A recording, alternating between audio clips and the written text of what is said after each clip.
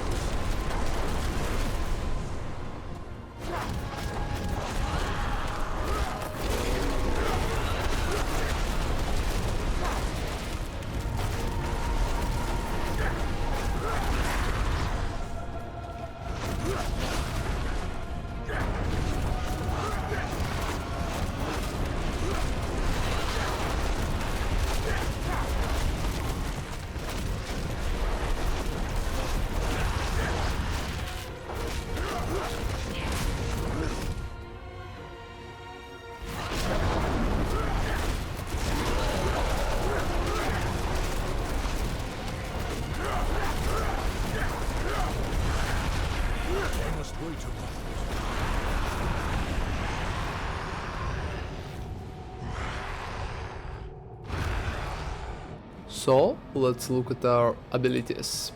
It's pretty simple. We are using Wind Shear, so we can use a basic attack without moving. That's pretty important since if you will use Storm Strike instead, your character will move and you will try to attack. So just use Wind Shear instead. I'm taking max level of Tornado, which is pretty obvious, and the Raging Tornado to make enemies vulnerable. It's 3 points in the Wild Impulses, 2 here, and 3 more in Heart of the Wild. It's also 3 points in Predatory Instincts, and 3 points into Digitigate Gate, so we can run around faster and dodge if it will be needed. Blood Hole is the main defensive and healing ability, which can give us a lot of attack speed with preserving Blood Hole. Moving forward, there are 3 points as Nature's Reach for additional damage.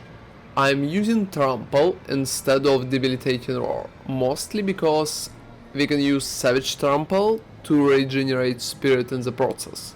You could also use Trample to move around the arena and try to dodge with this, so try it out, that's a really good idea. There's also like 3 points in Venom, together with Toxic Claws and Neurotoxin. The ultimate is obviously Grizzly Rage, and the passives here are Defiance, Circle of Life and Resonance for maximum damage. I'm also using Defensive Posture together with Nature's Resolve, so we can stack Fortify a little faster. And the key passive here is Bestial Rampage, which is really good, so we can utilize both the Barber damage and the Werewolf speed. Let's go to the Paragon. So let's look at our Paragon board right now. I'm starting going through the right, and the first glyph is Spirit for critical strike damage. We need to stack as much damage as possible, so we could always pass the second stage fast. The second board is Last for Carnage, and I'm taking Legendary Note here, and the glyph here is Werewolf, which is still pretty good for additional damage and stuff. I'm exiting through the left and through the top. Through the left, the next board is Thunderstruck, and I'm taking Legendary Node as well, since this one is pretty good. I'm also passing down there to get Tempest as well, and the Glyph here is Territorial, for additional damage against close enemies.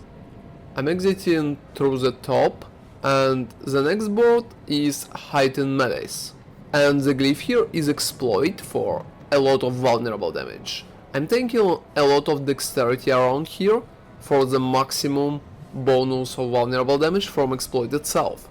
I'm also going through the right and taking a return, and exiting through the left.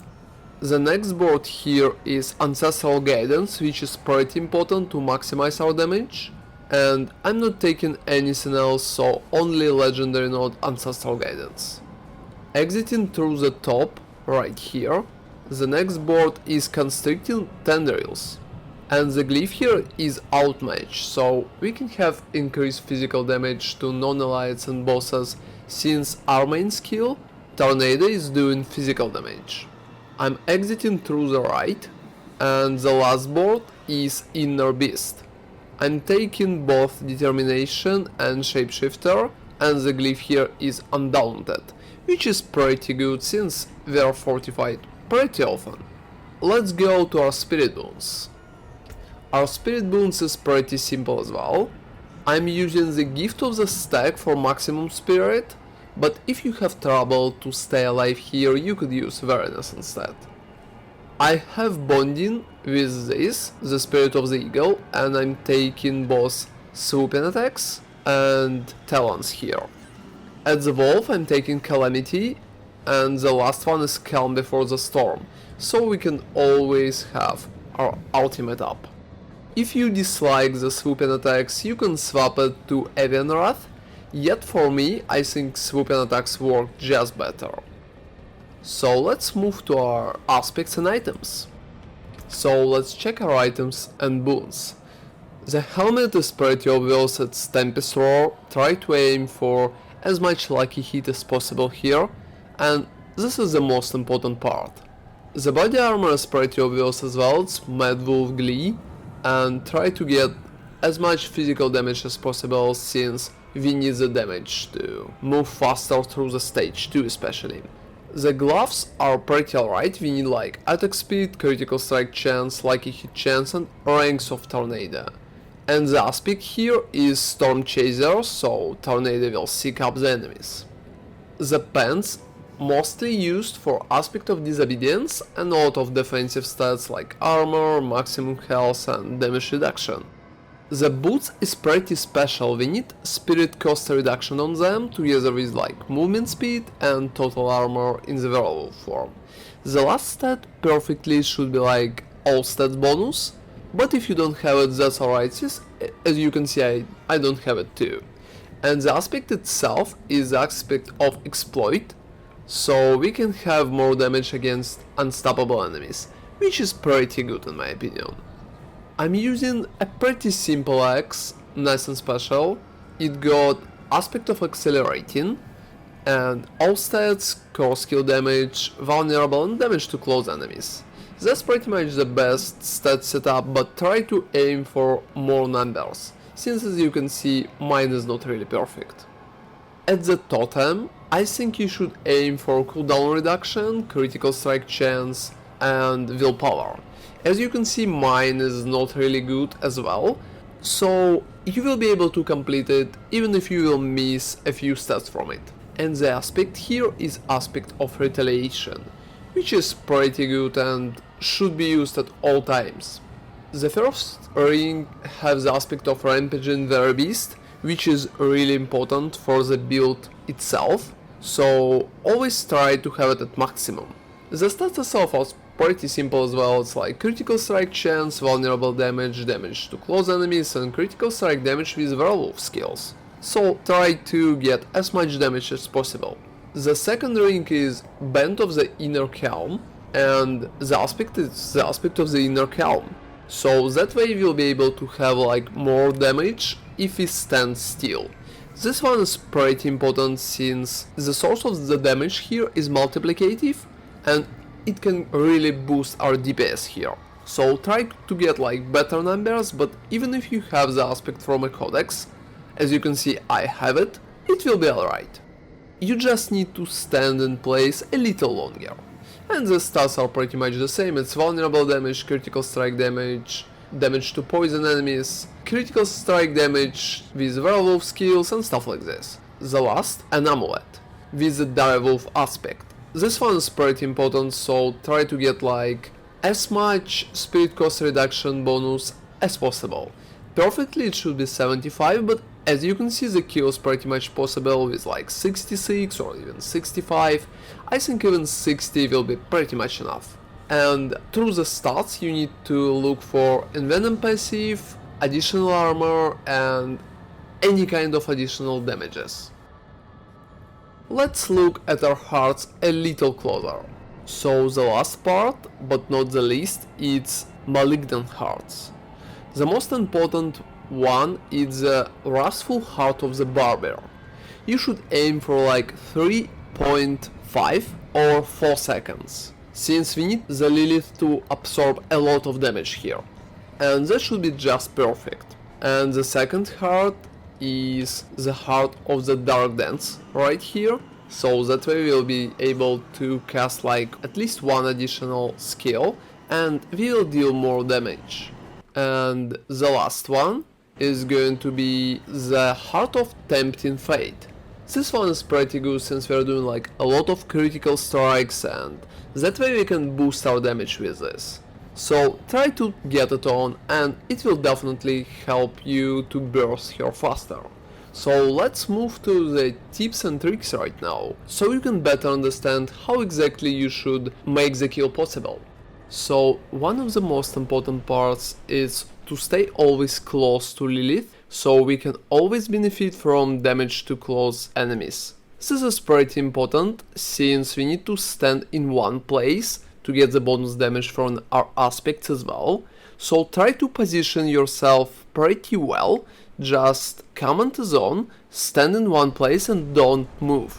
You need to move only after the second proc of the Barber, when you need to reposition yourself to dodge the waves. So to get a perfect kill and make the kill itself possible, we need to have a really good timing. So we need to take at least half of the bar of Lilith health in the stage 1 in just 2 procs of the Barber. So the first proc is like 20% of the health, but the second proc should move your health lower than a half. Sometimes it can happen that you can kill her with the second proc, if your damage is really big. This is bad, since that way you will be unable to have a Grisly Rage when she will move to the second stage. So perfectly, we should take like a little more than the half of the bar. Try to aim for that. If we are unable to take enough health, she will summon 2 really tough guards. It will mean that the run is pretty much failed. If everything goes alright and we are taking more than half of your health, she will summon 3 demons. If there's like 3 demons, then everything is alright.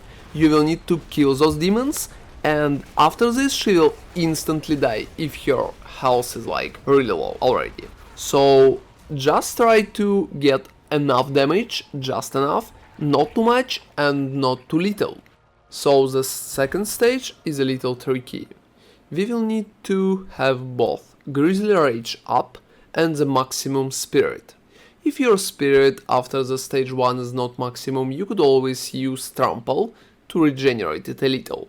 But after this, please take the center, so you will be close to the Lilith when she will appear. And prepare the tornadoes.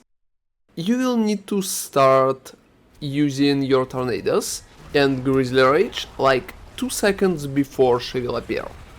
Try to experiment with different timings here, and I'm sure you will be able to find the right way. If everything will go correctly, she will move before she will summon the spirits. So if she summons the spirits, the kill will be like much harder, and you probably should scrap it and go for the next try. So for her, to avoid summoning spirits, You need to do enough damage to take at least first part of the bar. It should be a little lower than the full part of the bar, but pretty much close to it. To do this, just try to experiment with the timings and always spam tornadoes first. That should definitely help you with this. So the potion part is a little tricky as well.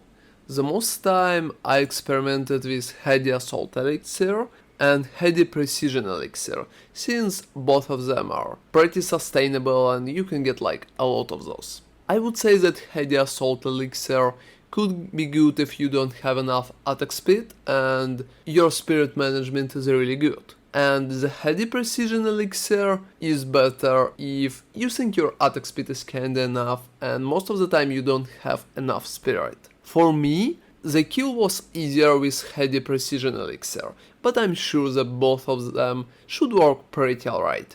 Try them out and find the one that will be perfect match for your current build and items. There's also a pretty well-known bug in case you will be unable to take half of her health and the Lilith will summon like 2 tough guards, and even if you kill the guards she will go up, and after this she will continue spamming waves. She will never come back down. You should always keep it in mind, and if such situation happens, just go outside of the circle, die, and after this you could restart the run. This is pretty much an only solution until Blizzard will fix this. So thank you very much for watching, I hope it will help you to get your own kill. So like and subscribe for more Diablo 4 and Path of Exile content, and see you next time.